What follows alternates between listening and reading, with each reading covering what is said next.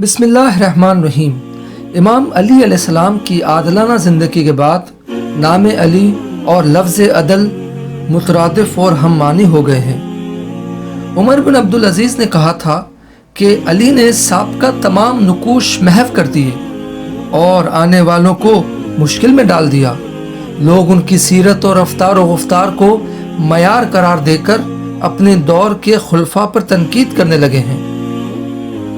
اسی طرح تاریخ میں ایک واقعہ ملتا ہے جو کہ شہید مطہری نے اپنی کتاب سچی داستانے میں بھی درج کیا ہے کہ ایک سال جب امیر شام حج پر گیا تو اس نے اس عورت کے بارے میں دریافت کیا جو جناب امیر کی طرفداری اور امیر شام کی دشمن تھی۔ اسے بتایا گیا کہ وہ اب تک زندہ ہے۔ اس نے اسے بلوا بھیجا اور کہا کہ کیا تمہیں معلوم ہے کہ میں نے تمہیں کس لیے بلایا ہے؟ کہ تم سے پوچھوں کہ علی سے کیوں محبت رکھتی ہو اور میری دشمن کیوں ہو؟ اس عورت نے کہا کہ یہ سوال نہ ہی پوچھو تو بہتر ہوگا۔ امیر شام نے حکم دیا کہ نہیں، تمہیں اس سوال کا جواب ضرور دینا پڑے گا۔ اس عورت نے جواب میں کہا کہ اس لیے کہ وہ عادل اور مساوات کے علم بردار تھے۔ تم نے بلا وجہ ان کے خلاف جنگ لڑی۔ میں علی کو اس لیے دوست رکھتی ہوں کہ وہ غریبوں اور محروموں کو دوست رکھتے تھے، اور تمہاری دشمن اس لیے ہوں کہ تم نے ناحق خون ریزی کی اور مسلمانوں کے درمیان تفرقہ ڈالا۔ تم ظالمانہ فیصلے کرتے ہو اور اپنی نفسانی خواہشات کا اتباع کرتے ہو۔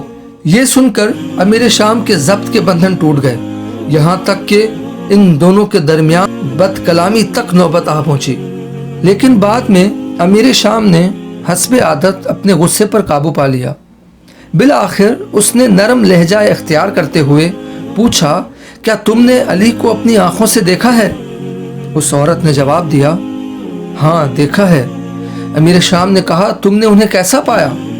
وہ عورت کہنے لگی، خدا کی قسم میں نے انہیں اس حالت میں دیکھا ہے کہ جس ریاست نے تمہیں فریفتہ اور غافل کر رکھا ہے اس نے انہیں غافل نہیں کیا تھا۔ پھر امیر شام نے پوچھا، کیا تم نے علی کی آواز سنی؟ اس نے جواب دیا، ہاں سنی ہے۔ ان کی دل آویز گفتگو قلب کو جلا بخشتی تھی اور قلب کی سیاہی کو اس طرح ختم کر دیتی تھی جیسے روغن زیتون زنگ کو ختم کر دیتا ہے۔ پھر امیر شام پوچھنے لگا، کیا تمہیں کسی چیز کی حاجت ہے؟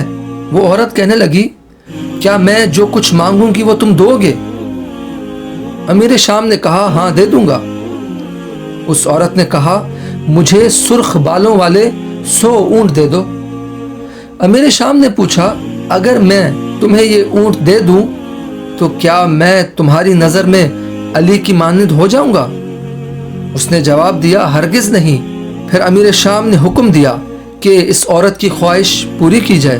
پھر اس عورت سے کہا، اگر علی زندہ ہوتے تو تمہیں ان میں سے ایک اونٹ بھی نہ دیتے۔ امیر شام کی یہ بات سن کر اس عورت نے جواب دیا، خدا کی قسم وہ مجھے ان کا ایک بال بھی نہ دیتے، کیونکہ یہ مسلمانوں کا مال ہے اور علی عادل ہیں، اسی وجہ سے میں علی سے محبت اور تم سے دشمنی رکھتی ہوں۔